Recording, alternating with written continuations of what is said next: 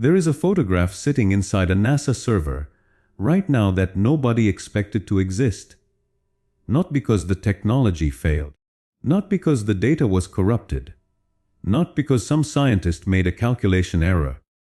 The photograph exists, the data is clean, and every instrument performed exactly as designed. The problem is what is in the photograph. And the problem is that what is in the photograph should not be there. I want you to sit with that for a second. Because this is not the kind of story where someone discovers a new moon or finds water on a distant planet. This is the kind of story where the people who built the most expensive and sophisticated scientific instrument in human history, who dedicated entire careers to predicting exactly what they would find when they turned it on, who had run the simulations and reviewed the math for decades, looked at the first real data and said, out loud, to each other, this is not right. We are going to inside that problem. And I am going to take you through every layer of it, because the deeper you go, the stranger it gets. And by the end of this video you will understand not just what James Webb found, but why it might mean that the story we have been telling ourselves about the universe for the last 100 years has a fundamental crack running through it. But before we get there, I need to tell you about the machine itself. Because if you do not understand what this telescope actually is, you will not understand why what it found is so extraordinary. You will just hear numbers and treat them like trivia. I do not want that. I want you to feel the weight of this. So let's start at the beginning. December 25th, 2021, Christmas morning. The Ariane 5 rocket carrying the James Webb Space Telescope lifts off from the Guyana Space Center in South America and disappears into the sky above the equator.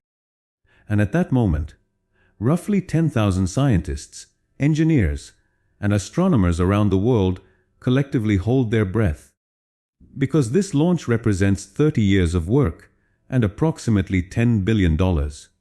And the telescope is so complex, so delicate, and so precisely calibrated that even a single mechanical failure during deployment could destroy the entire mission. There are 344 single points of failure during the deployment sequence. Every one of them has to work perfectly, in sequence. While the telescope is traveling through space 1,000,000 miles from Earth, where no human hand can touch it. Every one of them worked. 14 days after launch, the telescope reached its final position at what scientists call the L2 Lagrange point, a gravitational sweet spot approximately 1.5 million kilometers from Earth on the opposite side from the Sun. At this location, the telescope can remain in a stable orbit while always keeping Earth, the Moon, and the Sun on the same side of its massive 5-layer sunshield. That sunshield, about the size of a tennis court, when fully deployed, drops the temperature on the telescope's cold side to negative 233 degrees Celsius. That is colder than the surface of Pluto. It needs to be that cold because of what the telescope is designed to see. James Webb is an infrared telescope. It does not see visible light the way your eyes do. It sees heat, essentially. It detects light that has been stretched by the expansion of the universe itself. Light that originally came from stars and galaxies billions of years ago. Light that was emitted in visible or ultraviolet wavelengths, but has since been stretched by cosmic expansion into the infrared range, pushed so far toward the red end of the spectrum that it is completely invisible to human eyes and to previous telescopes like Hubble. And that is the key, because Hubble was limited to what it could see. It was looking at the universe through a keyhole. Webb is looking through a window. The primary mirror on Webb spans 6.5 meters across. It is composed of 18 gold-coated hexagonal segments made of beryllium, folded origami, styled to fit inside the rocket fairing, then deployed in space over 2 weeks like a slow motion flower opening. That mirror collects more than 6 times the light, gathering area of Hubble's mirror. This means Webb can see things that Hubble literally could not detect. Objects so distant, so faint, so far back in time that they existed in the first few 100 million years of the universe's life. Think about what that means. The universe is approximately 13.8 billion years old. Light travels at 299,792 kilometers per second, the fastest anything in the universe can move. When Webb detects light from an object 13 billion light years away, it is detecting photons that left their source 13 billion years ago. It is not looking at where that galaxy is now.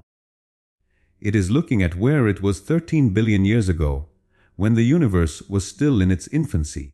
Webb can look back to when the universe was approximately 300 million years old.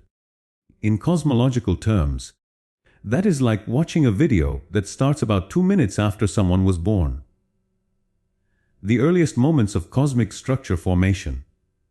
The first stars. The first galaxies. The physical processes that seeded everything that came after, including our galaxy, our solar system, our planet, and ultimately every atom in your body. This is what Webb was built to see. And when it started sending data back to Earth in mid-2022, scientists were, for the first time in history, actually looking at those earliest moments with the resolution and depth necessary to see what was really there. And what was really there was not what they expected. Before we get into what Webb found, I need to lay down the baseline. Because the reason these findings are extraordinary is specifically because of how thoroughly they contradict the framework we had built. If you do not understand the framework, the contradiction is just noise. So here is the standard model of cosmology. Not the particle physics standard model, though that matters too, but the cosmological standard model, also called lambda, CDM. This is the mathematical and physical framework that describes how the universe began, how it evolved, how it formed structures, and where it is headed. It is one of the most precisely tested theories in all of science. Multiple independent lines of evidence. From measurements of the cosmic microwave background radiation, the faint afterglow of the Big Bang itself, to the large-scale structure of the universe, mapped by surveys of millions of galaxies, to the abundances of light elements like hydrogen, helium, and lithium produced in the first 3 minutes after the Big Bang. All of it converges on the same model, with extraordinary precision. Lambda CDM says the universe began 13.8 billion years ago in an incredibly hot, dense state. In the first fraction of a second, the fundamental forces separated. In the first 3 minutes, protons and neutrons fused to form light nuclei. For the next 380,000 years, the universe was a hot plasma so dense that light could not travel freely through it. Then it cooled enough for electrons to combine with nuclei and form neutral atoms. Light was finally free to travel, and what we detect today as the cosmic microwave background radiation is that first light, now stretched into the microwave range by 13.8 billion years of cosmic expansion. After that, the universe was dark. No stars, no galaxies. Just vast clouds of hydrogen and helium gas, slowly cooling, threaded through with invisible scaffolding of dark matter. Dark matter, which we cannot see directly, but which we know is there because of its gravitational effects. Provided the gravitational seeds around which ordinary matter began to clump. Over hundreds of millions of years, these clumps grew denser, collapsed under their own gravity, and eventually became dense enough to ignite nuclear fusion. The first stars were born. The standard model makes specific, quantitative predictions about how this process unfolded. It predicts when the first stars should have appeared. It predicts how massive the first galaxies should have been at various points in cosmic history. It predicts how quickly supermassive black holes could form and grow. All of these predictions are the result of decades of theoretical development, computational simulation, and observational calibration. And they were good predictions. They explained the universe we could see with Hubble and with ground-based telescopes very, very well. The problem is that they were predictions about the early universe that nobody had ever actually verified directly, because no telescope had been powerful enough to see the early universe with sufficient resolution and depth to properly test them. Until Webb. And the moment Webb started actually looking at the early universe in detail, the predictions started failing. Not catastrophically. Not in every respect. The basic Big Bang framework is intact. Nobody is suggesting we start over from scratch. But in the specific area of early galaxy formation and the behavior of the very first massive cosmic structures, the predictions are wrong in ways that are systematic, consistent, and impossible to dismiss as instrument error. Let me give you the first example, because it is the most visceral and the most disruptive. The Standard Model predicts that in the first billion years after the Big Bang, galaxies should be small, faint, irregular, and relatively sparse in number. The universe was young. Structure formation takes time.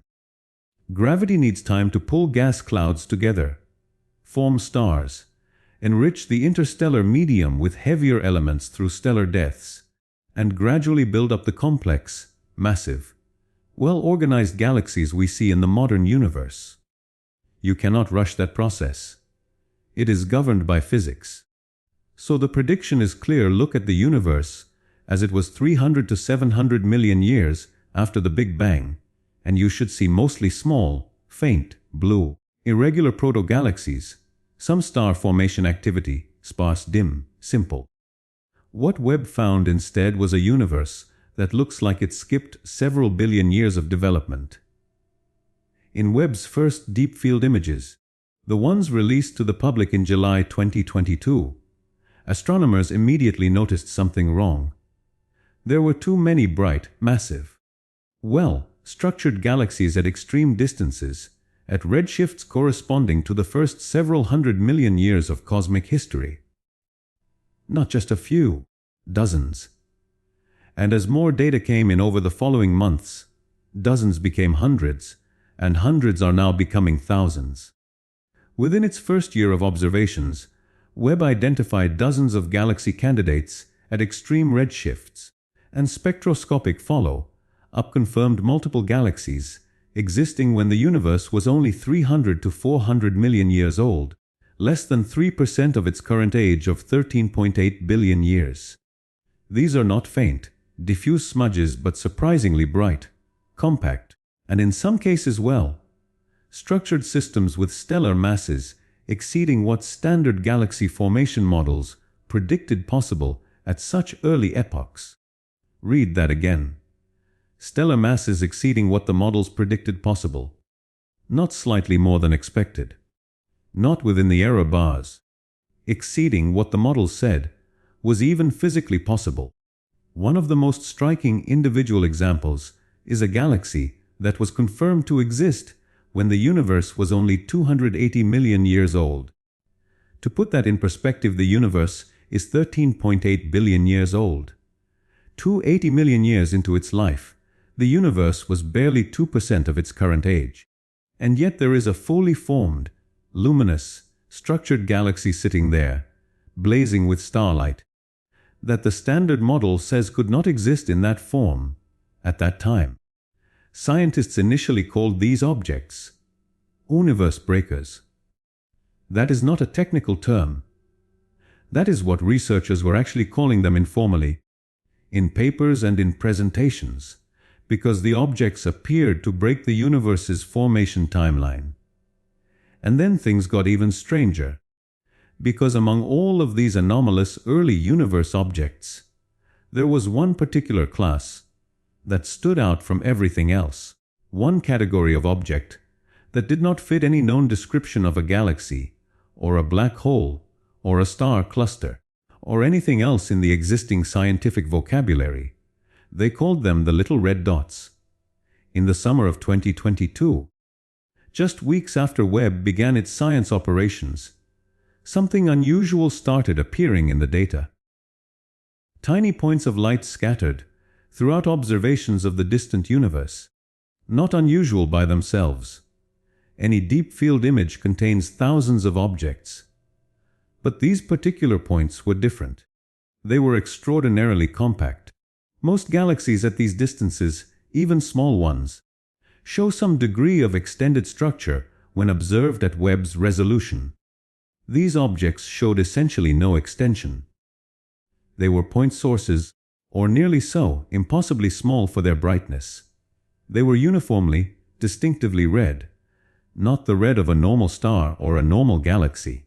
A deep, saturated red that spoke of something physically different about the way these objects were emitting or scattering light. And there were a lot of them. Practically everywhere Webb looked in the sky's distant depths, probing a time when the universe was only several 100 million years old. It saw something hard to explain: bright, curiously compact specks that were ruby red. The spots were ubiquitous in scenes from this early epoch. Astronomers started cataloging them, and then they noticed the other strange thing. Then, circa 2 billion years into the universe's history, they vanished from Webb's view just as inexplicably as they appeared. So let me state that clearly. These objects appeared throughout the early universe in large numbers. They were present in abundance from roughly 300 million to 2 billion years after the Big Bang. And then, at approximately the 2 billion year mark, they simply stopped existing in Webb's data. They were everywhere, and then they were gone. That combination of characteristics, the compactness, the redness, the abundance in a specific early epoch, the abrupt disappearance, is what turned what could have been an interesting footnote into one of the most significant mysteries in modern astrophysics. The team that first identified these objects was led by researchers including Jehan Kartelteep at the Rochester Institute of Technology and Stephen Finkelstein at the University of Texas at Austin, with co-authors including researchers at Penn State, using the first datasets released by the telescope in 2022. An international team of scientists, including Penn State researchers, discovered mysterious little red dots. The researchers suggested the objects may be galaxies that were as mature as our current Milky Way, which is roughly 13.6 billion years old, just 500 to 700 million years after the Big Bang. That would already be extraordinary on its own. A galaxy as mature as the Milky Way at 500 to 700 million years after the Big Bang, when the entire universe was less than 5% of its current age. But when astronomers started looking more closely at the spectral data, the physical signatures of these objects, the real strangeness began to reveal itself. Because normal galaxies, even very old and massive ones, produce a specific kind of light signature. The spectrum of a galaxy reflects the combined light of all its stars, plus any emission from hot gas, plus absorption features from interstellar dust. You can read a galaxy's age, its chemical composition, its rate of star formation, its mass. All of it is encoded in the spectrum. When astronomers took spectra of the little red dots, several things were immediately wrong. First, the objects were not emitting X-rays. This matters enormously because there are two known types of objects that can be as bright and compact as the little red dots: extremely active star-forming galaxies and active galactic nuclei, which are galaxies powered by actively feeding supermassive black holes at their centers. Active galactic nuclei are almost always powerful X-ray sources, because the hot accretion disk around a feeding black hole radiates heavily in X-rays. But the little red dots produce no detectable X-rays. The X-ray observatories could not see them. Second, they were not producing the radio wave signatures associated with energetic jets from active galactic nuclei. Again, a blank where there should have been signal. Third, the spectral shape was wrong for both a normal star-forming galaxy and for a standard AGN. The light profile showed a characteristic V-shaped dip that did not match either category cleanly. Fourth, and perhaps most puzzling, the gas in these objects appeared to be cold, in the sense of cool temperatures relative to what you would expect from an AGN. While the gas around supermassive black holes is typically very hot, millions of degrees Celsius, the light from these red dot black holes was instead dominated by very cold gas. The researchers said, similar to the atmospheres of low-mass, cold stars, based on the wavelengths of light they were giving off. So you have objects that are too bright to be normal galaxies, too compact to be typical galaxies, too cold to be standard AGN, not emitting X-rays like AGN should, not emitting radio waves like AGN should, but present in enormous numbers in the early universe and then vanishing completely. They did not fit the box labeled galaxy. They did not fit the box labeled black hole, and there was no third box. Informally dubbed universe breakers by the team, the objects were originally thought to be galaxies far older than anyone expected in the infant universe, calling into question what scientists previously understood about galaxy formation. The scientific community responded the way science is supposed to respond, which is to say it erupted into a productive and sometimes heated debate that lasted for nearly 3 years. Some researchers argued they were extremely dust-obscured star-forming galaxies, objects so packed with stellar nurseries and interstellar dust that the dust was reprocessing the ultraviolet and visible starlight into infrared, making them appear red and compact. But the numbers did not quite work, and the spectral shapes did not match dust-obscured galaxy templates well. Others argued they were genuinely massive early galaxies, that our models of galaxy formation were simply wrong and needed revision. But the masses implied by their brightness, if they really were stellar populations, were so extreme that they would require the universe to have formed stars at an impossible efficiency, converting almost all available gas into stars almost instantly with no waste, which violates basic physics. Others argued they had to be AGN, actively feeding black holes, but the lack of X-rays and radio emissions and the cold gas signatures made standard AGN interpretations difficult to sustain. For nearly 3 years this was an open question. 341 identified little red dots by late 2025, catalogued across dozens of separate Webb observations, and nobody could agree on what they were. And then, in a remarkable convergence, 3 independent research teams, working separately, published their results within days of each other in March 2025. On the same day in March 2025, a preprint version of a Nature study was posted online, as were preprints of 2 other investigations that focused on LRDs, one that was led by Rohan Naidu of NIT, and another that was led by Anna de Graaf of the Center for Astrophysics at Harvard and Smithsonian. All 3 papers presented complementary results that suggested that LRDs are cocooned supermassive black holes. Additional work from theorists around the globe has further reinforced the idea. 3 teams, 3 different approaches, same conclusion. The little red dots are a new class of cosmic object, something that has never been seen before, not because it never existed, but because no telescope before Webb was powerful enough to see it.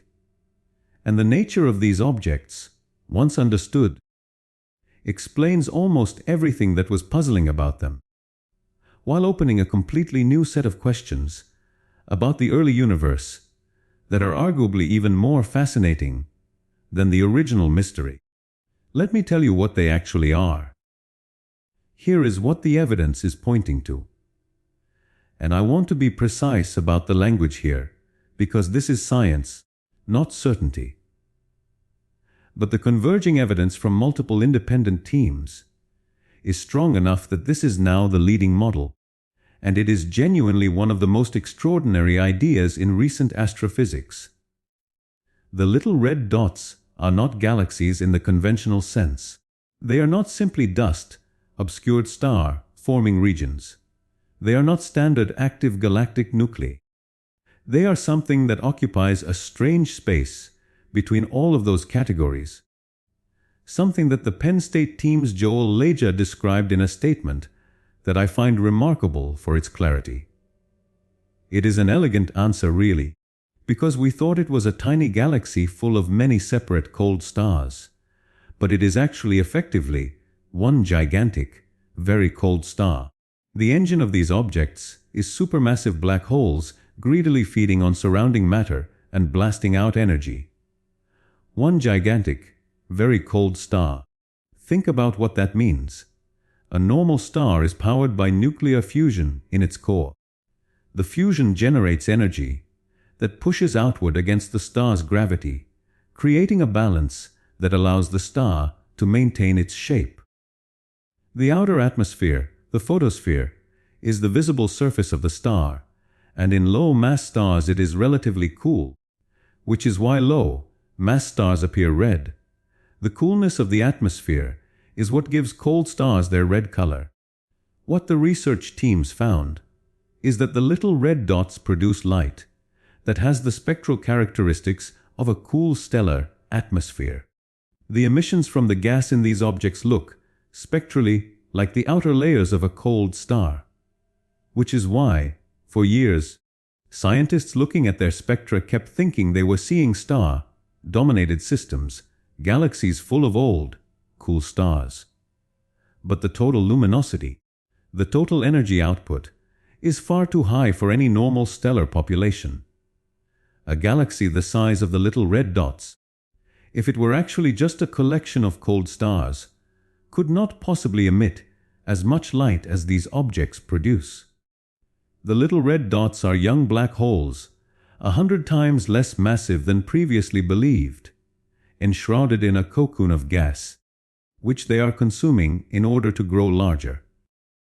This process generates enormous heat, which shines through the cocoon. This radiation through the cocoon is what gives little red dots their unique red color, according to Professor Derek Watson of the Niels Bohr Institute. So the physical picture is this. At the center of each little red dot is a black hole. Not a stellar mass black hole, a few times the mass of the Sun. A supermassive black hole, ranging from perhaps 100,000 to 10 million solar masses. Surrounding that black hole is an extraordinarily dense cocoon of gas, much denser than the gas clouds surrounding typical AGN. The black hole is actively feeding, pulling in the surrounding gas, and converting the gravitational energy of infalling matter into heat and radiation. But here is the key difference from a standard AGN. In a standard AGN, the accretion disk is extremely hot, millions of degrees, and it radiates copiously in X-rays. Those X-rays penetrate the surrounding gas and escape into space, where X-ray telescopes can detect them. In a little red dot, the surrounding gas cocoon is so extraordinarily dense that the X-rays generated at the center cannot escape. They are absorbed within the first layer or two of the cocoon. The energy is reprocessed. It bounces through layer after layer of dense gas, losing energy at each interaction. And by the time it finally escapes the outer edge of the cocoon, it has been downgraded from X-rays all the way to infrared radiation, and the temperature of the outer layers of the cocoon, through which this reprocessed radiation finally escapes, mimics the temperature of a cool stellar atmosphere.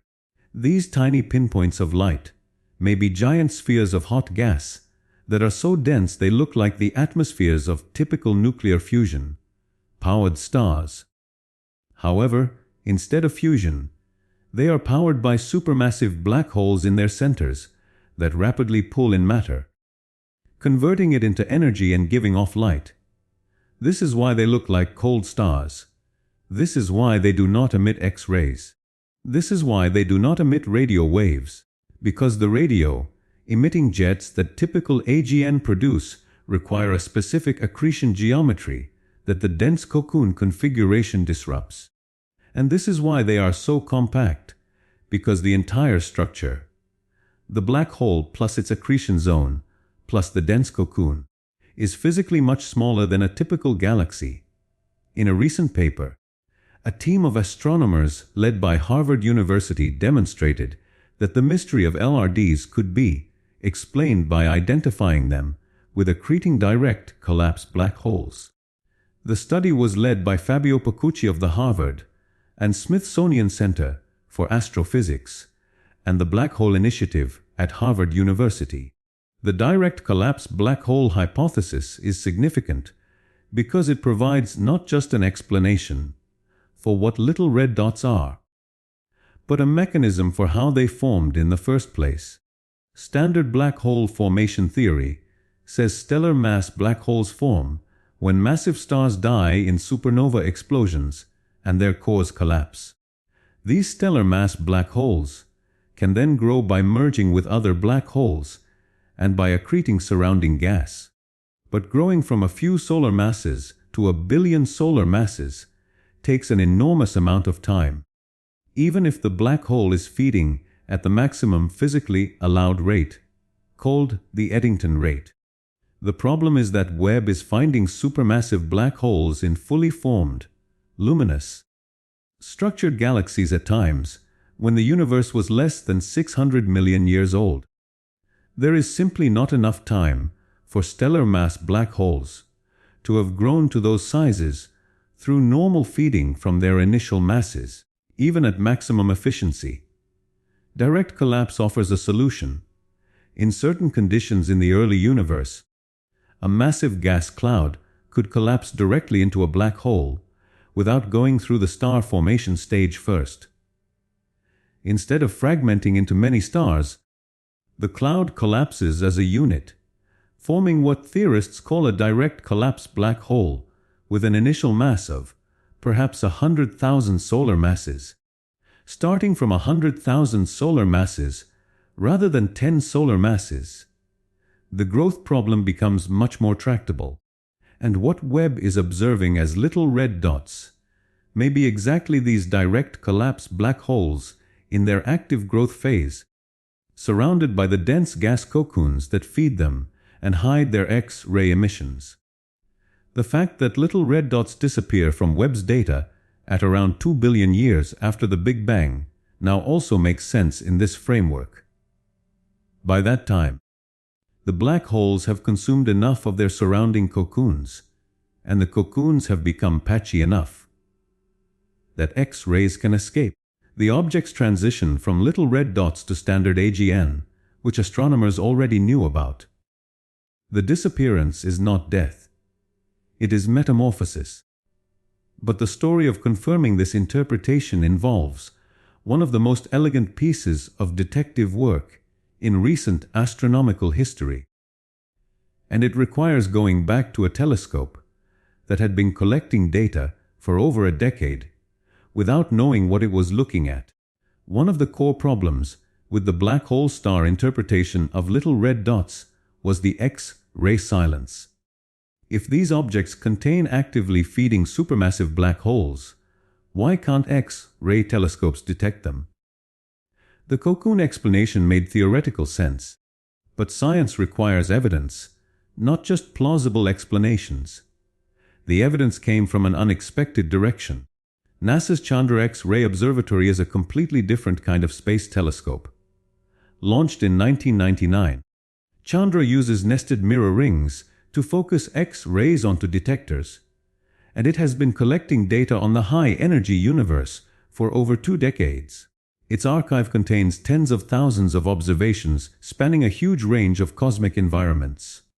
In late 2025, a team of researchers doing exactly what the new theoretical framework predicted should be done, looking for X-ray sources that spatially coincided with known little red dot positions, found something in old Chandra data that had been sitting in the archive for more than a decade.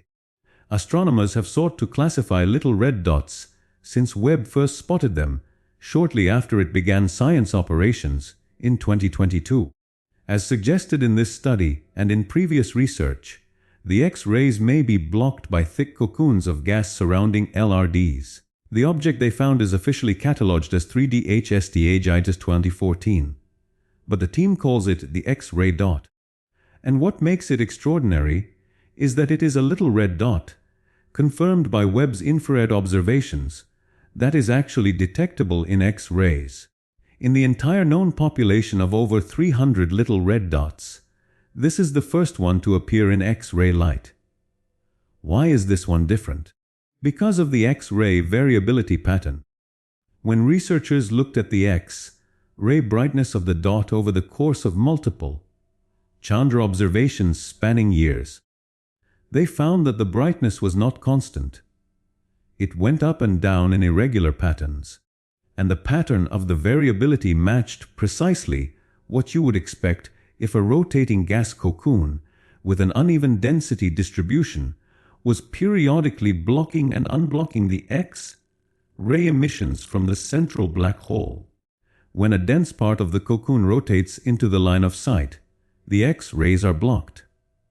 When a gap or thinner region rotates into view, the X-rays escape.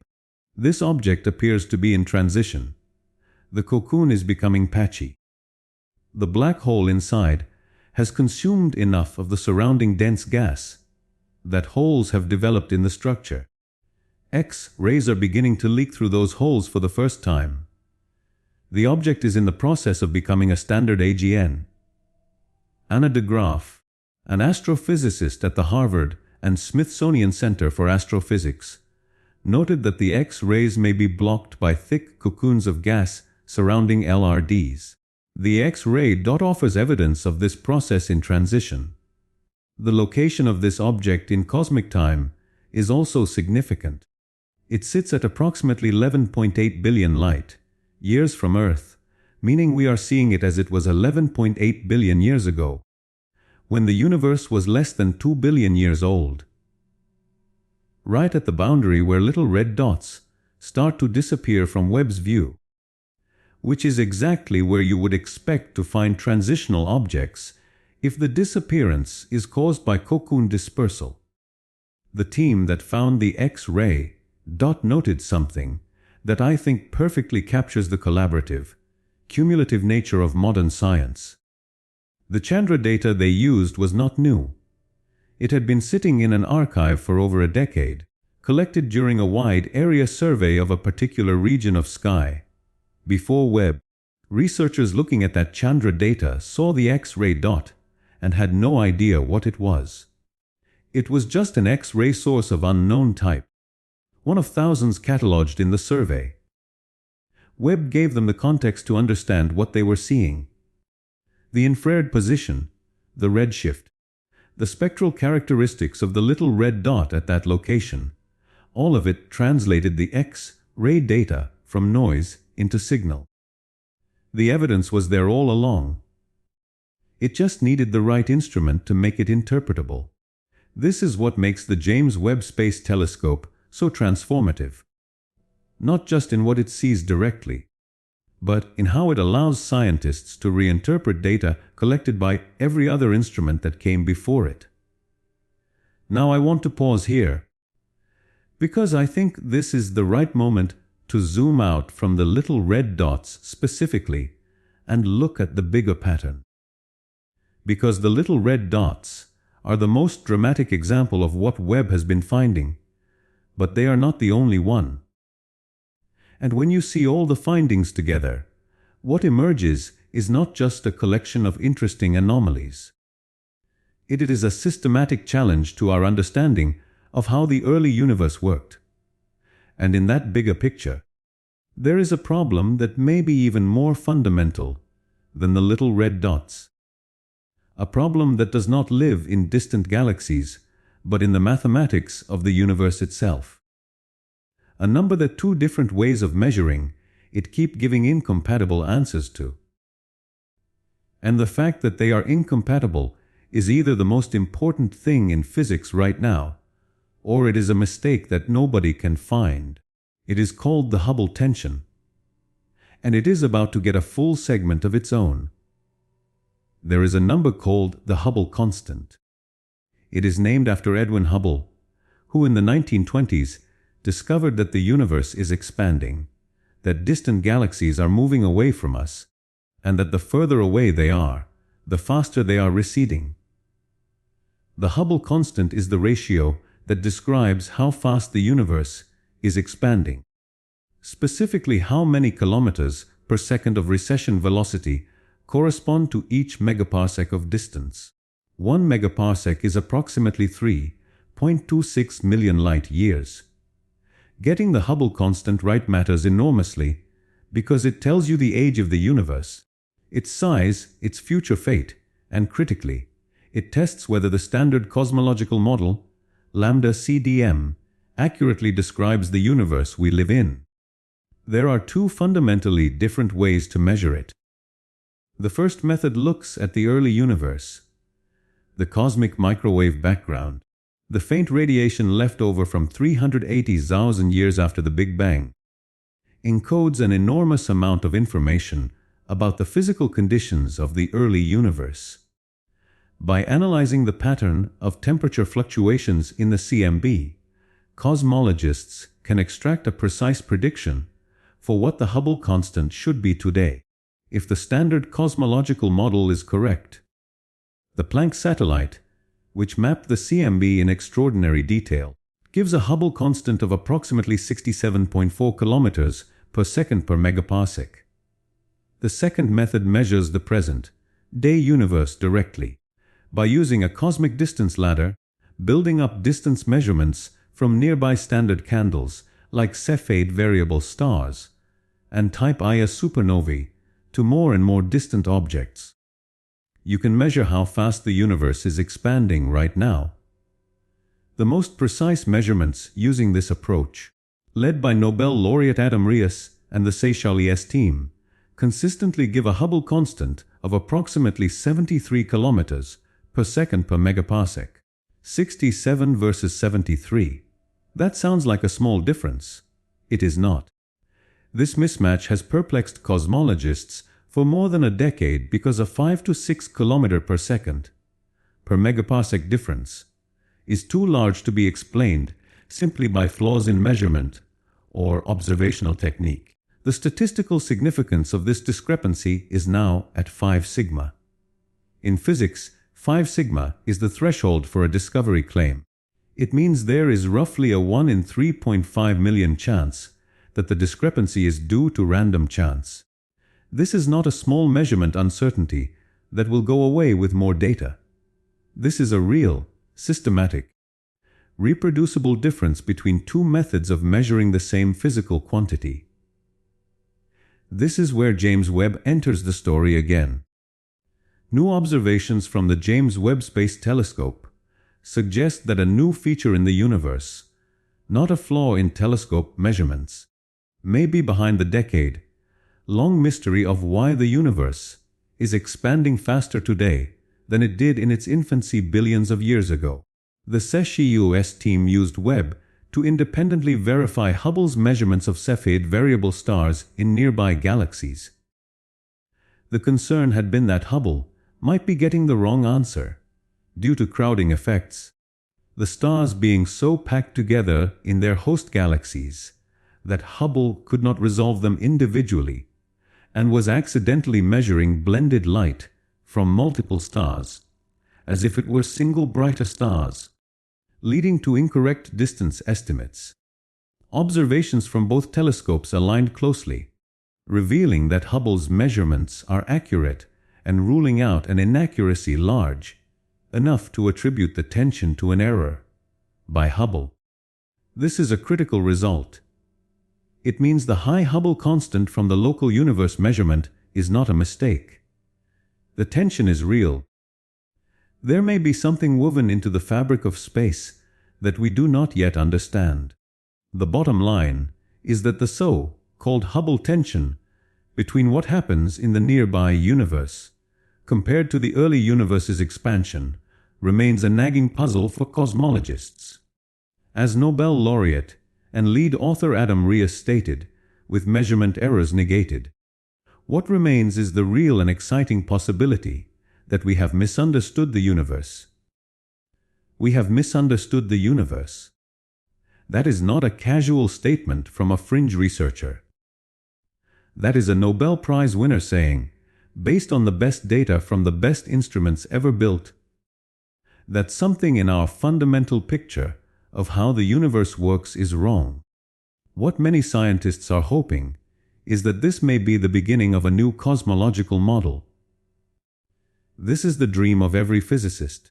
Find something wrong in our understanding so we can discover something new and profound, said Simon Birra, assistant professor of physics at Stony Brook University. What could explain the tension? There are several candidates, none of them proven yet. Early dark energy is one. The idea that a brief phase of additional dark energy existed in the first few 100,000 years of the universe, slightly accelerating expansion in the early universe and changing the calibration of the CMB-based measurement. Interacting dark matter is another, suggesting that dark matter is not completely inert but has subtle interactions that affect the expansion rate. Modified gravity is another possibility. There may even be new fundamental particles that existed briefly in the early universe and have since decayed. At a meeting of the American Astronomical Society in January 2025, Duke University astrophysicist Dan Skolnick declared that the Hubble tension was now a crisis. A crisis, not a problem, not a puzzle, a crisis in cosmology. The Hubble tension, the little red dots, the overmassive early galaxies. Every one of those discoveries points in the same direction. The early universe was doing things our models said it was not supposed to be doing yet. But here is the thing about that. All of those anomalies share a common thread. They are about the universe building things too fast, too big, too early. Objects forming ahead of schedule, growing faster than the physics should allow, existing in a form that the timeline does not permit. Now I am going to tell you about a completely different class of anomaly. And this one goes in the opposite direction, because Webb did not just find things forming too early. It also found things dying too early, and that is somehow even stranger. Galaxies die. That is not a metaphor. It is a literal description of something that happens across cosmic history. A galaxy forms, accumulates gas, converts that gas into stars over millions and billions of years, and eventually either runs out of gas or loses the ability to form new stars. At that point, the existing stars age and cool. The blue, hot young stars die first. The older, redder, cooler stars remain. The galaxy gradually turns redder and dimmer as its stellar population ages without replenishment. Eventually it becomes what astronomers call a quenched galaxy, a red, dead galaxy that has stopped growing. This is a completely normal part of galactic evolution. The Milky Way is doing it slowly right now. Most large galaxies in the present-day universe are quenched or in the process of quenching. In the modern universe, quenched massive galaxies are common and expected. The operative phrase there is modern universe. In the early universe, less than 1 billion years after the Big Bang, quenched galaxies should not exist. There is a fundamental reason for this. Quenching takes time. A galaxy needs to first form stars, which requires accumulating and cooling gas, which takes time. Then it needs to either exhaust that gas or have it expelled, which takes more time. Forming a massive galaxy with billions of solar masses in stars, and then quenching it, is a process that should require at minimum several billion years of cosmic history. At 700 million years after the Big Bang, the universe has not given any galaxy nearly enough time to go through that full cycle. And yet, an international team led by the University of Geneva identified a massive quiescent galaxy, Robias UDS QGZ7, with a redshift of 7.29. indicating it ceased star formation rapidly after forming over 10 billion solar masses within 600 million years. 10 billion solar masses formed and then stopped in 600 million years, when the universe was still in what cosmologists call cosmic dawn. Using the James Webb Space Telescope, an international team of astronomers, led by the University of Cambridge, spotted a dead galaxy when the universe was just 700 million years old, the oldest such galaxy ever observed. This galaxy appears to have lived fast and died young. Star formation happened quickly and stopped almost as quickly, which is unexpected for so early in the universe's evolution. Lived fast and died young. That is the phrase Cambridge researchers used, and it captures something genuinely bizarre about what Webb is revealing.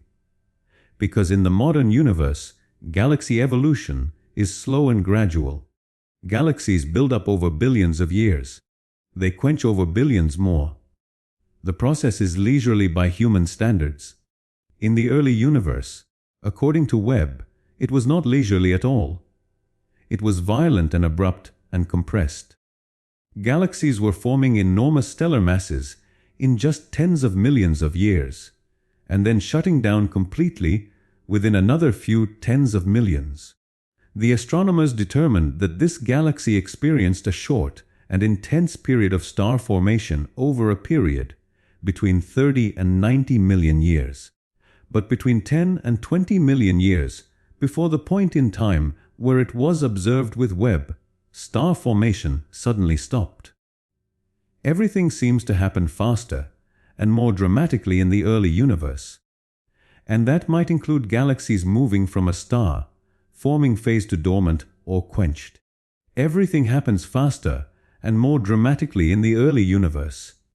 That sentence, from a Cambridge astronomer talking about one specific dead galaxy, is actually a summary of everything Webb has been finding across all its early universe observations. But the dead galaxy mystery has its own particular puzzle buried inside it, and that puzzle connects back to something else Webb has been finding. What kills a galaxy? In the modern universe, astronomers have two main mechanisms for galaxy quenching. The first is gas exhaustion. The galaxy simply uses up all its available fuel and has nothing left to form stars with. The second and more dramatic is AGN feedback, where the supermassive black hole at the center of the galaxy becomes so active that its energy and radiation blast the surrounding gas away, stripping the galaxy of its star-forming material. AGN feedback is particularly interesting in the context of Webb's early universe findings, because it connects the dead galaxies directly to the black holes Webb keeps finding. A galaxy roughly the size of the Milky Way in the early universe, about 2 billion years after the Big Bang, was found to be essentially dead, having mostly stopped forming new stars. Based on earlier observations, we knew this galaxy was in a quenched state, and we expect there is a link between the black hole and the end of star formation, said co-lead author Dr. Francesco Di Eugenio from Cambridge's Kavli Institute for Cosmology. New observations with Webb have confirmed that supermassive black holes have the power to quench star formation across their surrounding galaxies. So here is what Webb is suggesting about the early universe. The first black holes formed faster than expected, either through direct collapse or through other mechanisms we do not fully understand. Those black holes grew rapidly, feeding on the dense gas of their host galaxies. As they grew, they became increasingly active, blasting energy and radiation outward. That energy and radiation expelled the very gas that the host galaxy needed to form new stars. The galaxy died young, and then the black hole calmed down. Because it had eaten its food, the gas was gone. Although it appears dead at the time of observation, it is possible that in the roughly 13 billion years since, this galaxy may have come back to life and started forming new stars again. We are looking for other galaxies like this one in the early universe, which will help us place some constraints on how and why galaxies stop forming new stars. It could be the case that galaxies in the early universe die and then burst back to life. Die and then burst back to life. The universe is apparently doing things that even experienced astronomers find themselves reaching for metaphors to describe. And in mid-2025, Webb found something that added yet another dimension to this story of early galaxy death. Using data from Webb, astronomers discovered over a dozen dormant galaxies that paused their star formation within the first billion years after the Big Bang. These sleeping beauty galaxies represent a fascinating phase in the lives of early galaxies. Because dormant galaxies are so rare, and much about them remains mysterious, the current properties of these galaxies support a cycle of fits and starts. Fits and starts. The early universe was not the smooth, gradual, methodical place that our models predicted. It was chaotic, explosive, punctuated. Things formed suddenly, grew violently, died abruptly, and possibly came back to life. The rhythm of cosmic evolution in the first billion years bears almost no resemblance to the slow waltz of the modern universe we see around us today. Everything we have talked about so far, the little red dots, the overmassive early galaxies, the dead galaxies, the Hubble tension, all of it represents cracks in the standard model. The model is under pressure. The predictions are failing. Something is wrong with our picture of the early universe. But none of those findings challenge the most fundamental assumption of all, the assumption about what powered the first stars. We assume the first stars were powered by nuclear fusion, just like our Sun. Hydrogen nuclei fusing into helium, releasing energy, igniting the cosmos out of the primordial dark. That is the story. That is what every model of the early universe takes as given. What if it is wrong? This is where we have to talk about dark matter. And I need to be careful here, because dark matter is one of the most misunderstood topics in popular science. Dark matter is not a fringe idea. It is not speculation. The existence of dark matter is supported by multiple independent lines of observational evidence. From the rotation curves of galaxies to the gravitational lensing of light around galaxy clusters to the large scale structure of the cosmic web.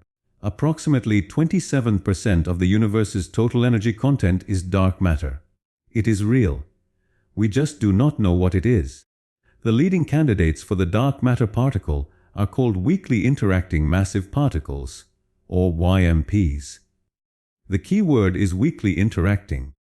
WMPs interact with normal matter only through gravity and the weak nuclear force. They pass through ordinary matter almost entirely undetected.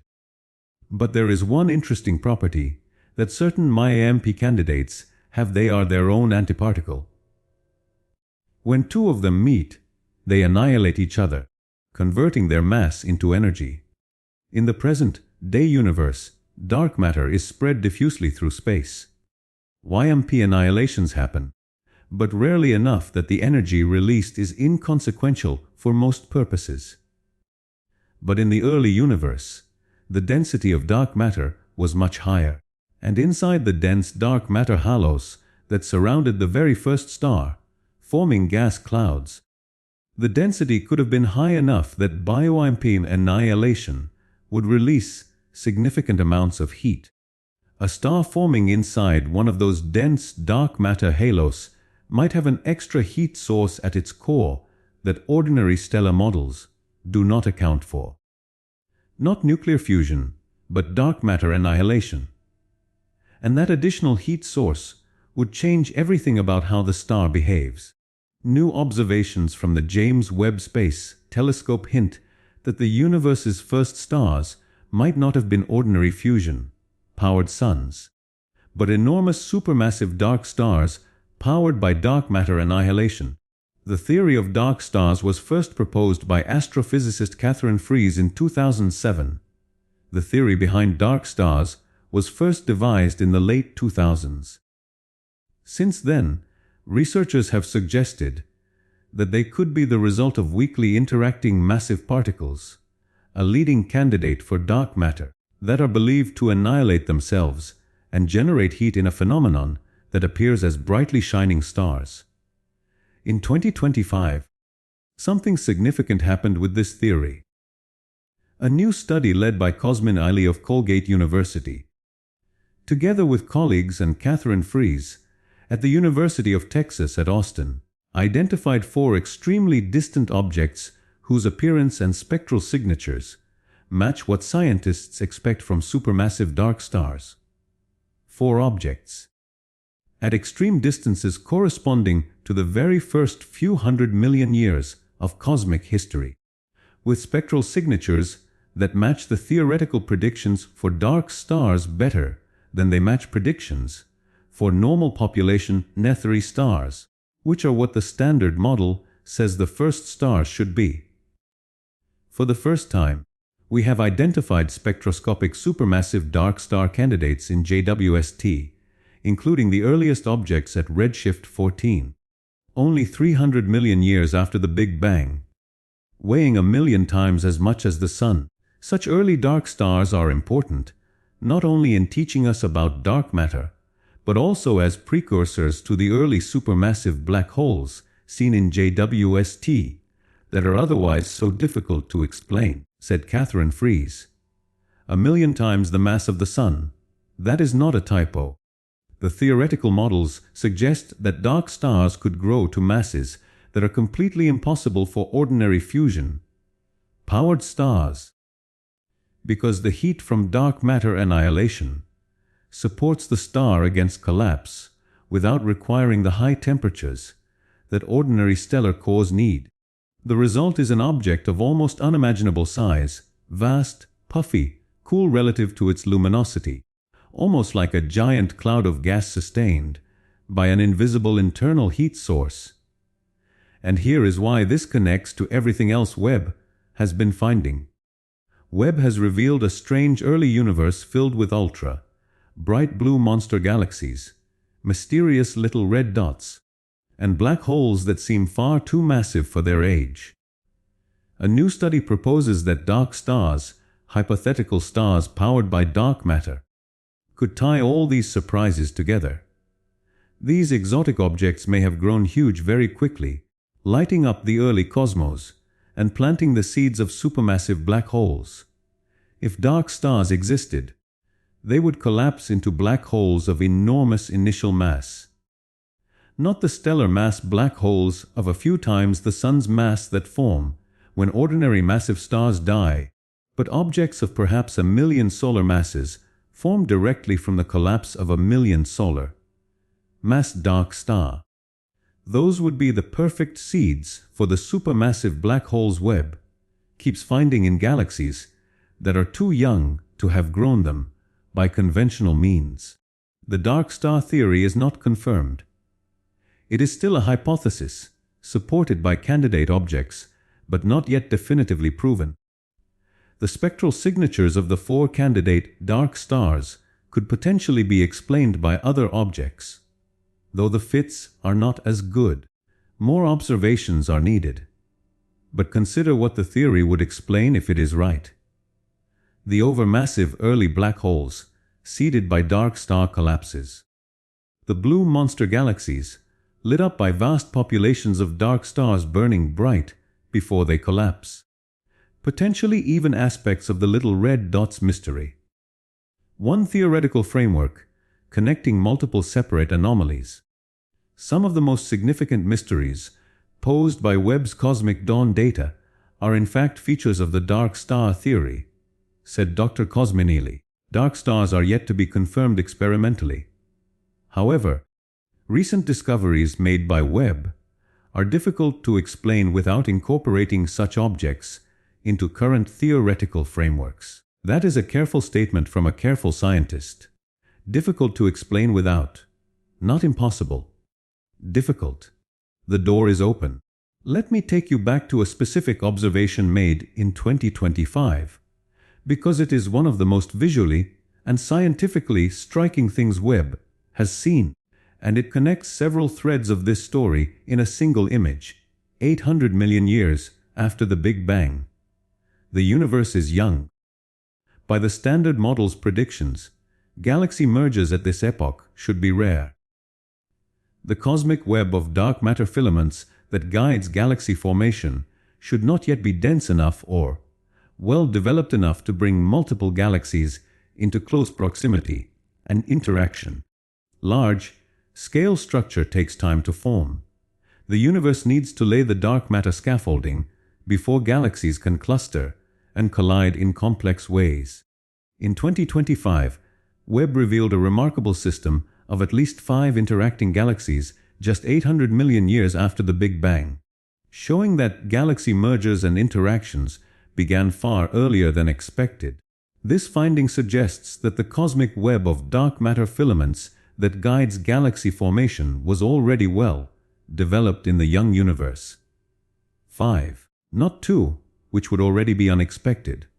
5 galaxies, physically interacting, gravitationally bound, sharing gas, pulling at each other with tidal forces at 800 million years after the Big Bang. Astronomers uncovered one of the earliest and most complex galaxy mergers ever observed, a system involving at least 5 physically interacting galaxies, spotted just 800 million years after the Big Bang. The discovery was detailed in Nature Astronomy. In the vast archive of early universe observations, galaxy mergers are not uncommon, but they almost always involve only 2 galaxies. Webb's quintet is a standout. Not only does it contain 5 distinct galaxies, but it also exhibits 17 galaxy clumps, suggesting a chaotic and dynamic interplay within the system. Using Webb's near-infrared camera, scientists identified a shared gas halo enveloping all 5 galaxies, a telltale sign that they are gravitationally bound and not coincidentally aligned. A shared gas halo. That is the detail that rules out a coincidental alignment. These galaxies are not just near each other in projection. They are physically connected by a common envelope of gas that has been disturbed and redistributed by their gravitational interactions. This is a genuine 5-way merger, the most complex galaxy collision system ever observed at this distance and this early time, and this system also connects back to the dead galaxy mystery. One possibility is that these violent early mergers may trigger active galactic nuclei, supermassive black holes at galactic centers that blast out energy and disrupt gas inflow, halting star formation. So the 5-galaxy merger system potentially shows you the mechanism by which early galaxies die young. The violent collision and merger process stirs up the central black holes, activates them as AGN, and the resulting energy feedback strips the colliding galaxies of their star, forming gas. The galaxy dies in the collision. The black hole grows. The little red dot cocoon forms. The dead galaxy settles. All of these pieces are connected. Webb is not finding isolated anomalies. It is finding a different story of how the early universe worked, and all the chapters of that story are internally consistent, even if they are all inconsistent with what we thought we knew. The Texas A&M team that published the 5-galaxy system in Nature Astronomy also found something additional in their data that I want to highlight. The researchers identified not just the ongoing merger event, but also evidence that the collision was redistributing heavy elements beyond the immediate galaxy system, enriching the intergalactic medium in ways that the Standard Model does not predict would happen this early. Heavy elements in the intergalactic medium at 800 million years after the Big Bang. In the Standard Model, the intergalactic medium at this epoch should be largely pristine, composed mostly of the hydrogen and helium produced in the Big Bang itself. Heavy elements, carbon, oxygen, silicon, iron, everything beyond helium on the periodic table, are produced inside stars and distributed by stellar deaths. Getting them into the intergalactic medium requires multiple generations of star formation, stellar death, and supernova-driven ejection of material. The presence of heavy elements already distributed into the intergalactic medium at 800 million years means the universe had already gone through multiple cycles of star formation and stellar death before this point. Which means star formation started earlier, proceeded faster, and produced more generations of stars in less time than our models predicted. Everything connects. Everything points in the same direction. The early universe was not a quiet, gradual place where structure assembled slowly from simple beginnings. It was fast, violent, complex, and chemically enriched far earlier than anyone expected. I want to take a deliberate turn here, because everything we have talked about so far has been about the very distant, very early universe. Objects billions of light years away, billions of years in the past. It can start to feel abstract. Impressive, certainly, but remote from anything that connects to us personally. Webb is also transforming our understanding of things much closer to home. And this section of the story is, in some ways, the most immediately personal. Because it is about the question that has driven a significant part of human scientific curiosity for as long as science has existed. Are we alone? Webb cannot answer that question definitively. Nothing can yet. But Webb is, for the first time in history, actually capable of gathering the kind of data that could eventually answer it. And what it is finding is making the question more urgent and more complex than it has ever been before. The TRAPPIST-1 system sits about 40 light years from Earth. That is extremely close in astronomical terms. A red dwarf star surrounded by 7 rocky planets, at least 3 of which sit within the habitable zone, where liquid water on a planetary surface is theoretically possible. When this system was first confirmed in 2017, it became arguably the single most discussed candidate for extraterrestrial life in astronomy. By 2025 and 2026, Webb has accumulated transmission and emission spectra for dozens of exoplanets ranging from hot Jupiters to sub-Neptunes and, crucially, rocky super-Earths. The TRAPPIST-1 system, a compact family of 7 Earth-sized rocky planets orbiting a nearby red dwarf star, has been a focal point of Webb observations. What Webb does is transit spectroscopy. When a planet passes in front of its star, the starlight that filters through the planet's atmosphere carries a chemical fingerprint. Different molecules absorb different wavelengths of light. By analyzing the transmission spectrum of the starlight that passed through the atmosphere, scientists can identify which molecules are present. Water vapor, carbon dioxide, methane, oxygen, all of these leave characteristic imprints in the spectrum. For the first time in history, Webb has enough sensitivity and resolution to do this for rocky, Earth-sized planets around other stars. Not just gas giants, actual rocky worlds. The results for the TRAPPIST-1 system have been a mixed and fascinating picture. For JWST-1b, Webb performed the first thermal emission observation on any planet as small as Earth and as cool as the rocky planets in our solar system. These observations suggest that the planet does not have a significant atmosphere. That is a disappointing result for TRAPPIST-1b, the innermost planet. No significant atmosphere means no chance of surface habitability as we understand it. For TRAPPIST-1d, a planet in the inner habitable zone, according to a new study using Webb data, TRPIST-1d does not have an Earth-like atmosphere. While Webb is giving us the ability to explore this question in Earth-sized planets for the first time, at this point we can rule out TRPIST-1d from a list of potential Earth twins or cousins, said Caroline Powlett-Goreeb of the University of Chicago. And then there is TRPIST-1e. And this is where the story takes a different turn. Researchers published findings in the Astrophysical Journal Letters in September 2025 indicating that while the planet likely no longer has a primordial atmosphere of hydrogen, there is tentative evidence for a possible secondary atmosphere. Early data suggests hints of an atmosphere, but much remains uncertain.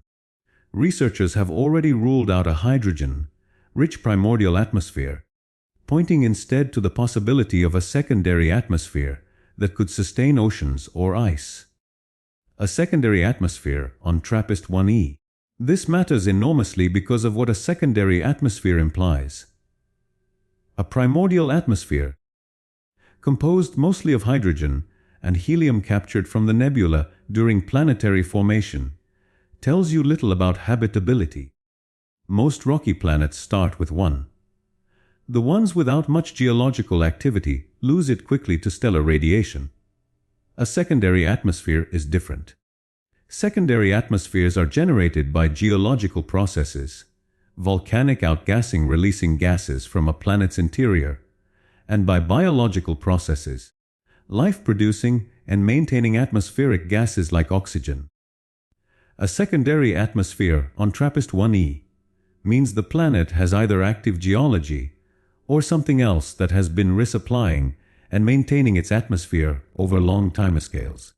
TRAPPIST-1e showed spectral signatures consistent with a thin atmosphere containing carbon dioxide and traces of water vapor. The absence of a thick hydrogen, helium envelope around a rocky planet at this distance suggests the planet retained a secondary atmosphere formed by volcanic outgassing rather than primordial gas capture. This distinction matters enormously. Carbon dioxide and water vapor. In the atmosphere of a rocky planet in the habitable zone of a nearby star, 40 light-years away. These results are preliminary. The error bars are still large. More observations are needed and already scheduled. The water vapor signature, in particular, needs to be confirmed with additional transit observations before it can be considered robust. And even if confirmed, carbon dioxide and water vapor do not prove life.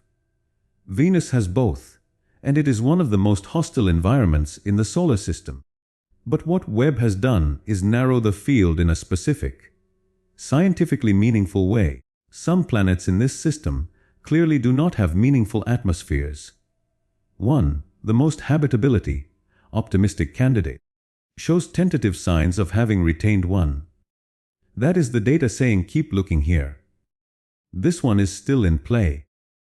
The question of whether TRAPPIST-1e harbors life is not answerable by Webb alone, and may not be answerable in our lifetimes.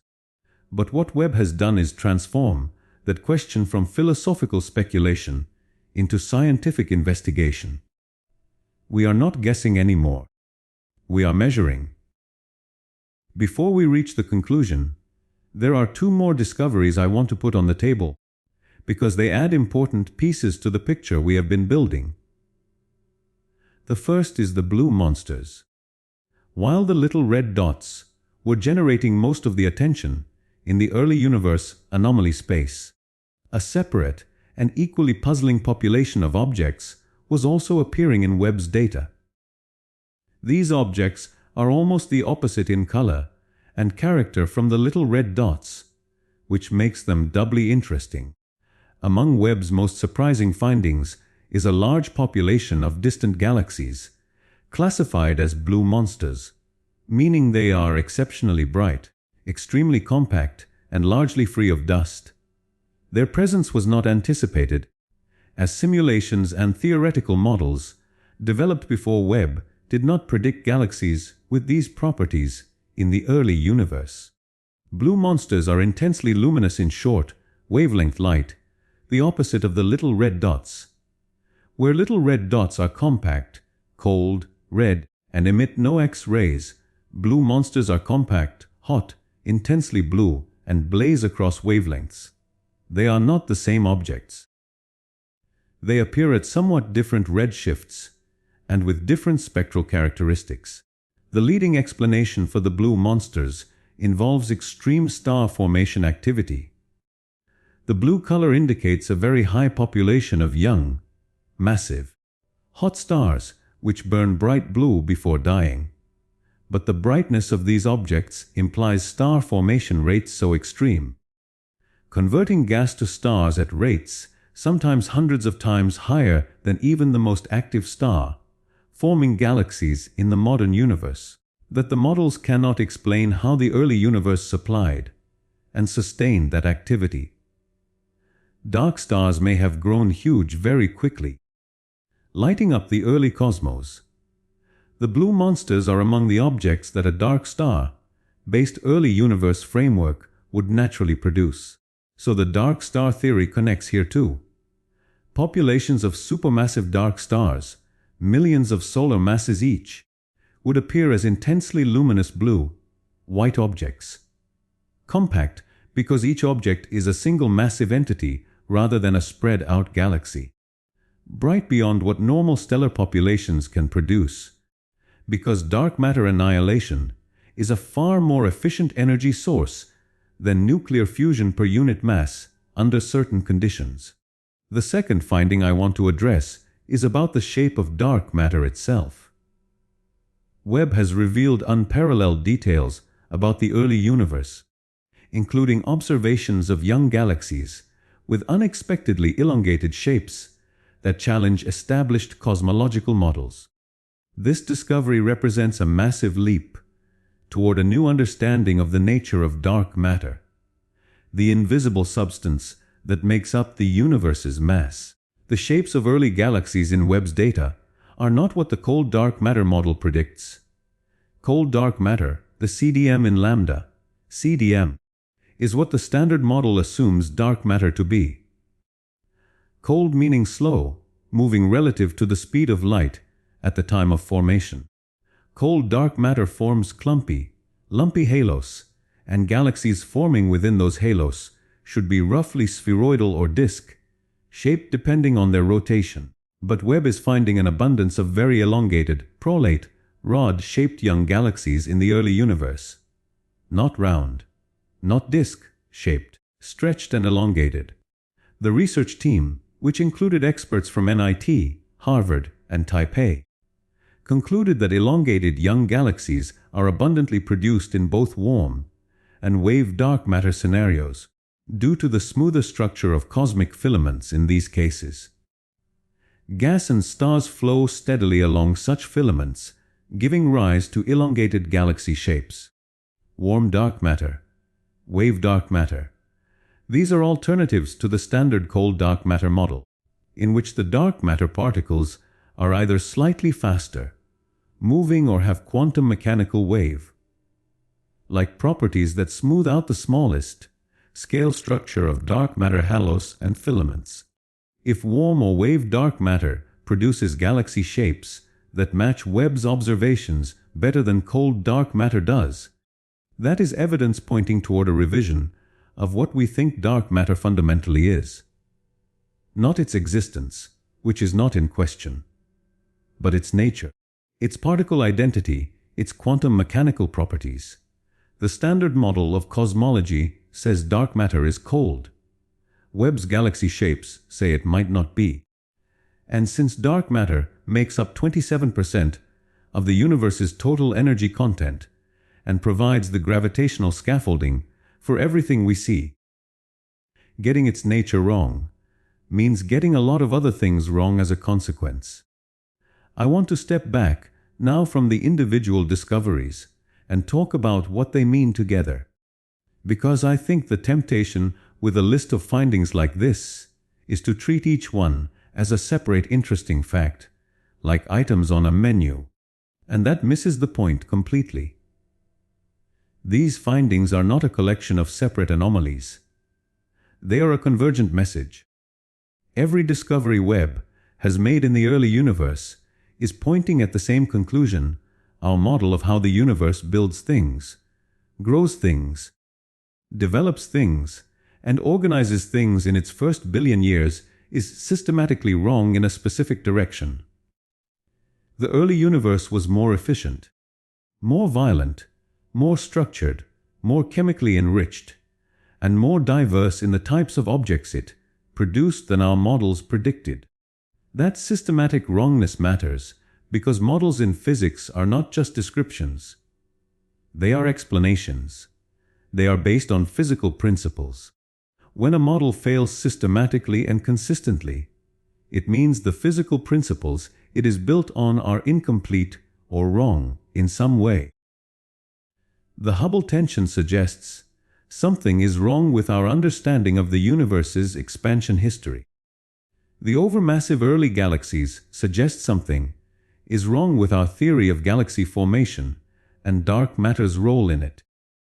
The little red dots suggest something is wrong with our understanding of how the first black holes formed and how AGN physics works in dense early universe environments.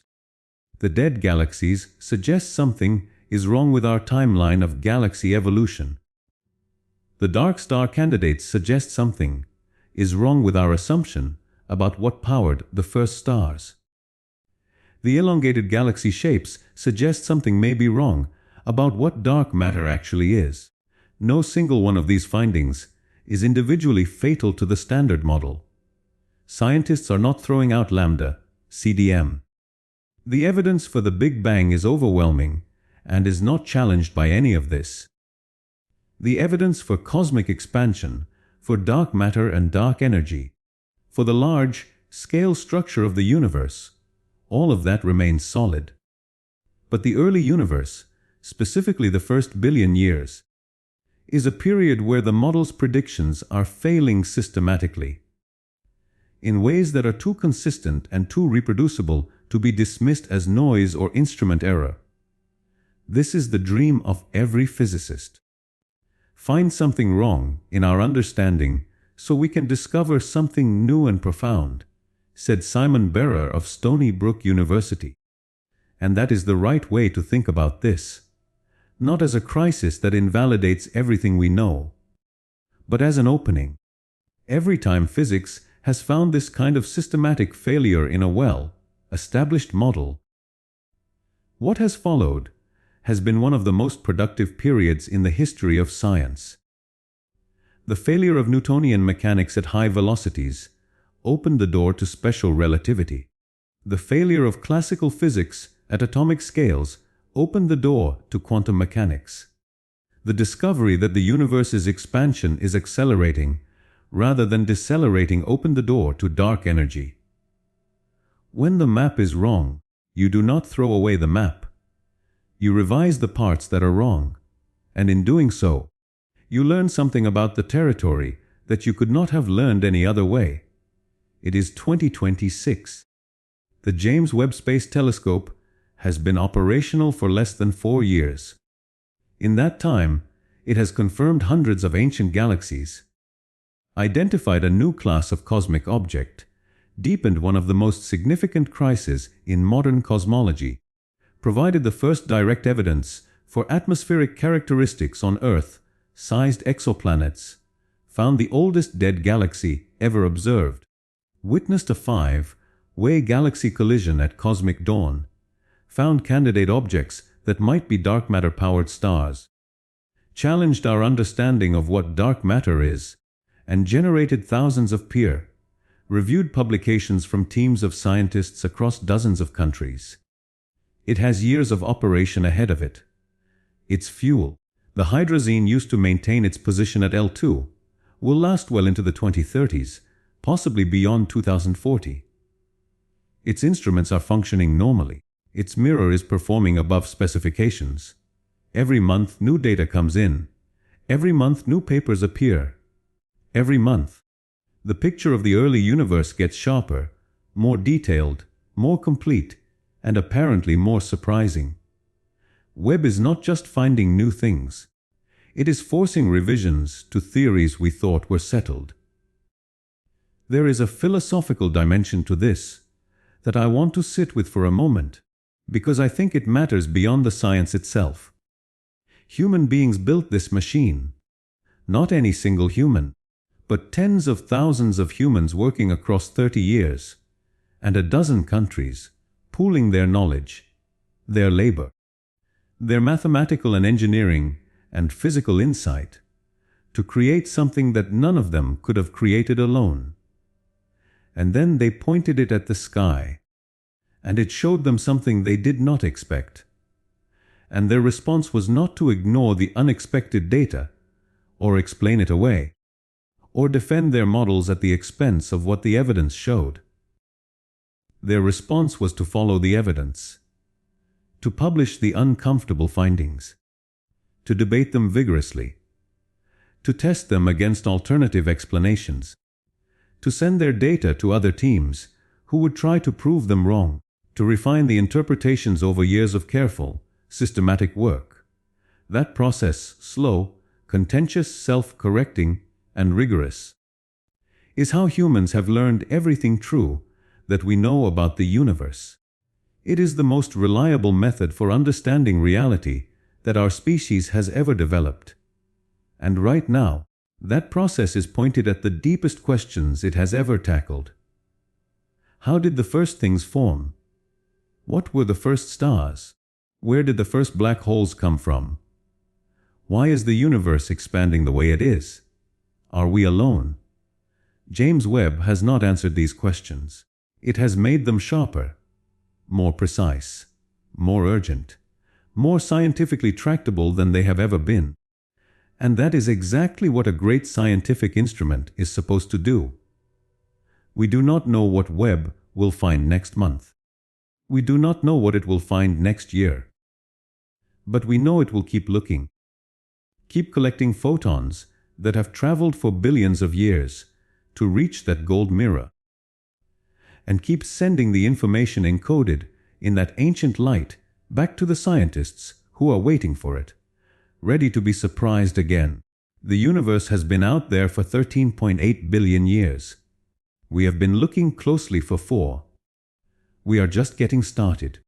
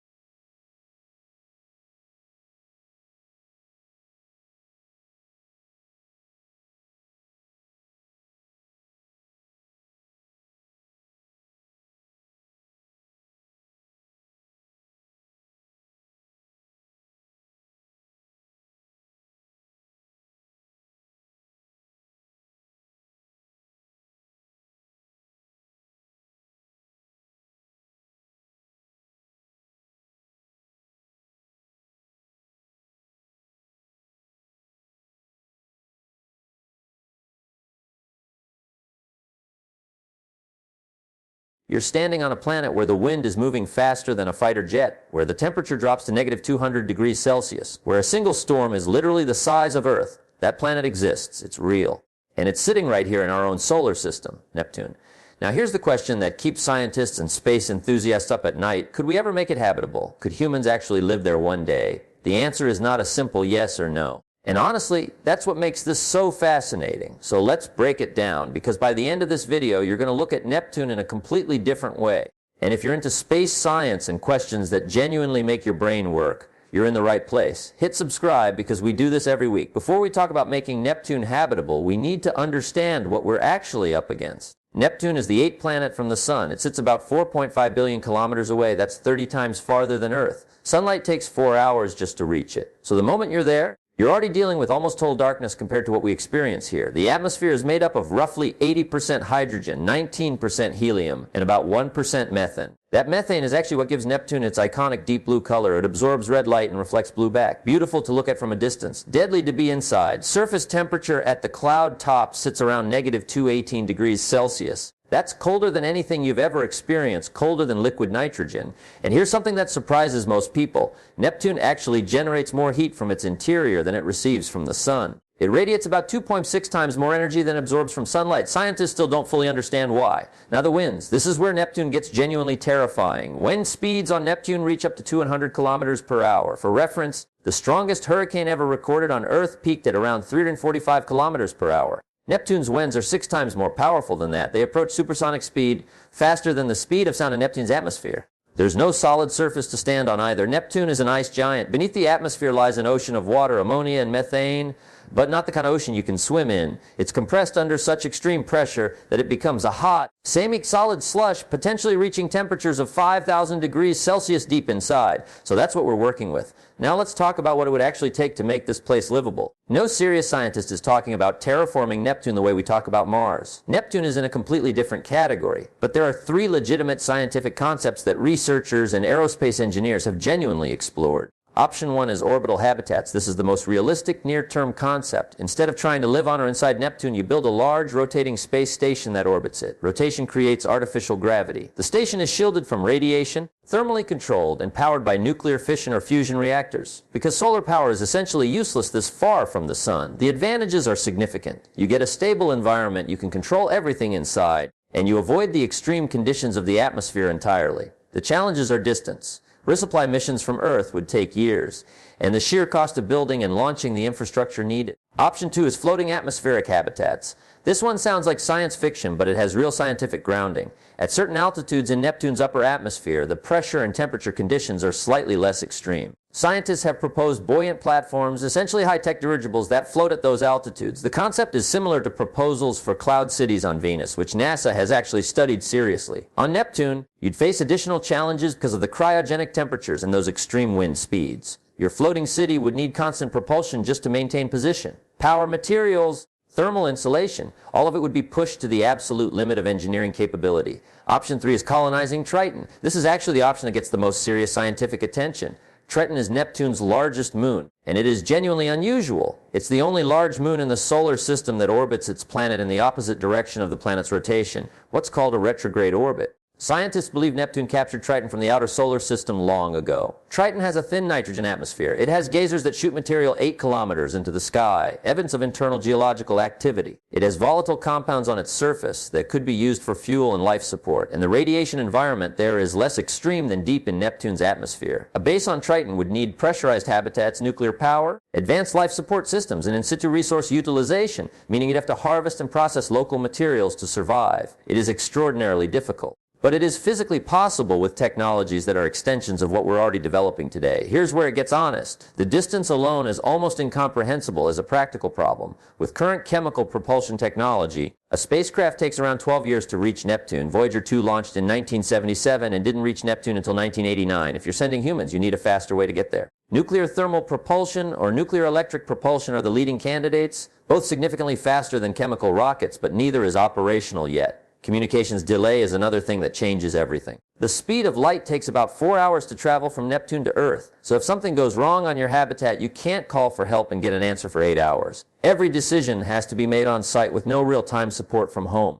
The psychological impact of that isolation on a crew would be profound. Power generation is a fundamental constraint. At Neptune's distance, solar panels collect only about 0.1% of the energy they would on Earth's surface. You're essentially dependent on nuclear power entirely. That requires uranium or thorium, which has to be transported from Earth or mined locally. And we don't yet know what's available in the Neptune system in that regard. And then there's the human body. Long-duration spaceflight causes bone density loss, muscle atrophy, vision problems, immune system changes. The further you get from Earth, the less we understand about how the body responds. Mars missions are already pushing the boundary.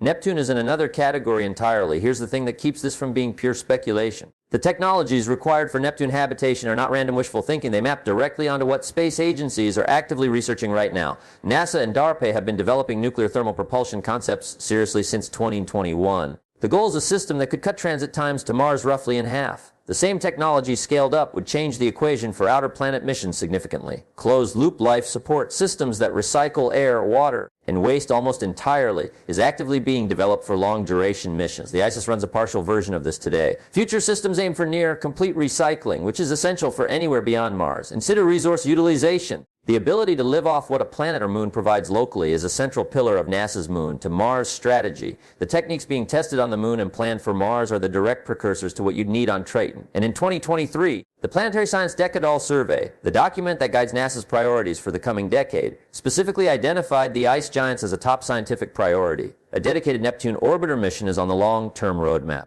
The science mission comes first. Human presence is the distant future. But the pathway starts with understanding what's actually there.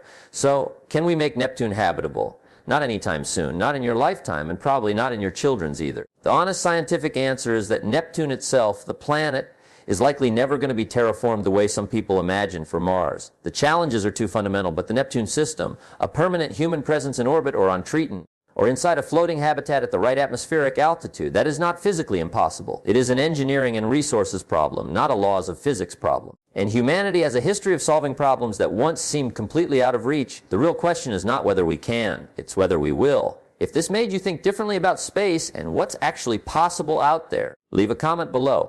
I read every single one, and if you want more videos like this, where we take the hardest questions in science and actually dig into the real answers, subscribe. New video every week. See you in the next one.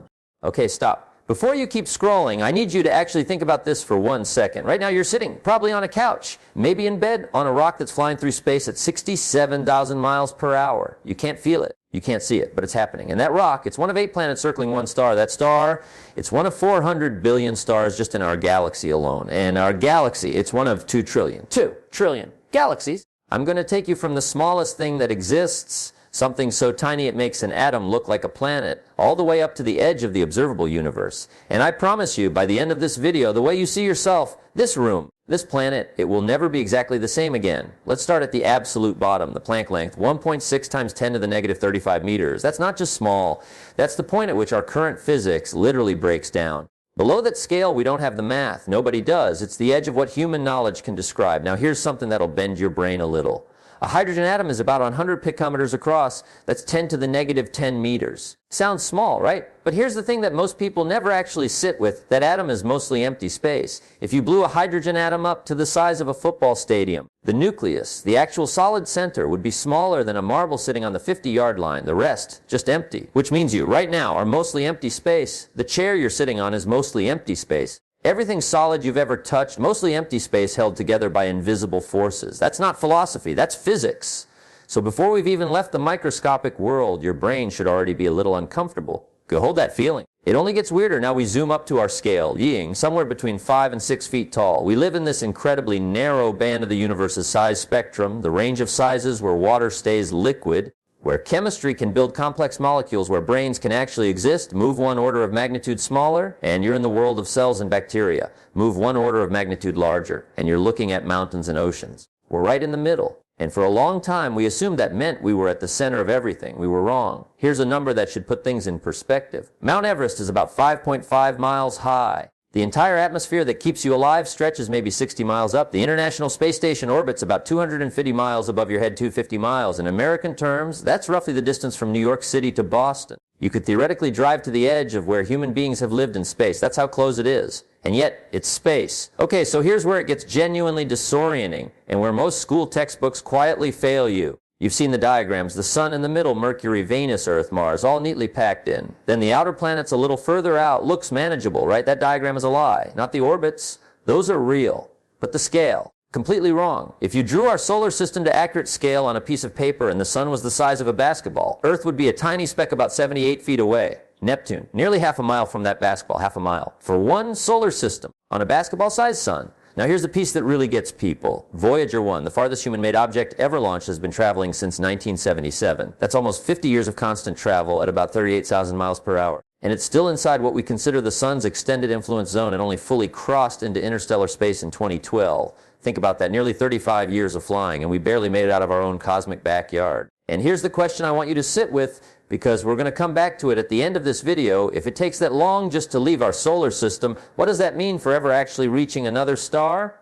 Our nearest neighboring star, Proxima Centauri, is about 4.4 light years. A light year is roughly 5.9 trillion miles. With our best current spacecraft technology, not hypothetical, actual current tech, it would take about 70,000 years to get there. 70,000 years. The entire recorded history of human civilization is about 5,000 years. We would need 14 times all of recorded human history just to reach the closest star. Not a distant star, the closest one. Now zoom out to the Milky Way itself. Our galaxy is roughly 100,000 light years across. It contains somewhere between 100 and 400 billion stars. The James Webb Space Telescope, launched in 2021, has been sending back images that have genuinely surprised astronomers. Galaxies that existed just 300 to 400 million years after the Big Bang. Galaxies that are challenging some of our fundamental models of how the universe formed. Here's the thing about the Milky Way that most people gloss over. We've never actually seen it from the outside. Every image you've ever seen of our galaxy, the spiral arms, the bright core, those are artist renditions based on our best data. We're inside it. Like trying to describe the shape of a building you're standing in with no windows. Which brings us to a question scientists call the Fermi paradox. If there are this many stars, this many potential planets, this much time that has passed, where is everybody? We'll come back to that. But first let's zoom out even further. 2 trillion galaxies. Let that sit for a second. That's the current scientific estimate for the number of galaxies in the observable universe. 2 trillion. And each of those galaxies has hundreds of billions of stars. The total number of stars in the observable universe is estimated to be around 10 to the power of 24. That's a 1 followed by 24 zeros. For comparison, the number of grains of sand on all of Earth's beaches is estimated at around 10 to the 18th power. There are roughly 1 million times more stars in the observable universe than grains of sand on every beach on Earth combined. But here's the thing. The observable universe is just the part we can see. It extends about 46 billion light years in every direction from us. Not because that's where space ends. It doesn't end as far as we know, but because light from beyond that point hasn't had time to reach us yet. The universe is 13.8 billion years old, but space has been expanding the whole time, so the actual size of the full universe could be exponentially larger than what we observe. Some cosmological models suggest the full universe is at least 250 times larger than the observable portion. Others suggest it could be effectively infinite. Infinite, not very large. Infinite. And if it's infinite, here's the thought that keeps cosmologists up at night. Then statistically, somewhere out there is an exact copy of this planet, of this room, of you, sitting right now, watching this exact video at this exact moment. An infinite universe with finite types of matter and finite quantum states means configurations must repeat. That's not science fiction. That's the logical implication of certain cosmological models. Scientists actually debate this. In 1990, the Voyager 1 spacecraft, the same one we talked about earlier, turned its camera back toward the inner solar system at the request of astronomer Carl Sagan. From 3.7 billion miles away, it took a photo of Earth. Earth showed up as a single pixel. A pale blue dot suspended in a sunbeam. Sagan wrote about that image. He described our planet as a mote of dust suspended in a sunbeam. He wasn't trying to be depressing. He was trying to be honest. Because when you look at that photo, really look at it, every war ever fought, every empire ever built, every person who ever lived, every act of kindness or cruelty, every achievement in human history, it all happened on that pixel. Now back to the Fermi paradox. We started this video with the question, where is everybody? Here's what we know. The ingredients for life, carbon, water, organic chemistry, are not rare. They're everywhere in the universe. The building blocks are common. And yet, as far as we can confirm, we haven't received a single confirmed signal of intelligent life elsewhere. Some scientists think it's because we're genuinely rare, that complex life requires an almost impossibly specific set of conditions to emerge. Others think intelligent civilizations tend to destroy themselves before they can communicate across galactic distances. And some think, and I find this one the most unsettling, that we simply haven't been looking long enough or in the right way.